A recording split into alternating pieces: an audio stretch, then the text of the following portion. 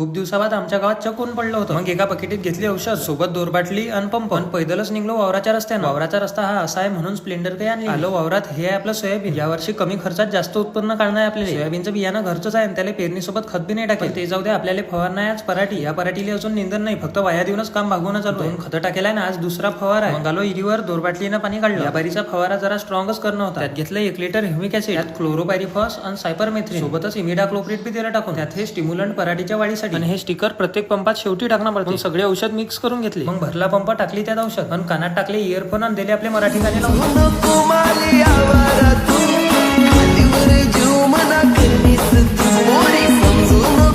अरे उठ रे नानीच्या, अजून अंगावर उडलं तर मानावानं बोंबलशील ना. गुलाबी गुलाबी तू, मी तू ना मिर्जमनी साई बा तू, पोर दिसये गुलाबी गुलाबी तू. पराठी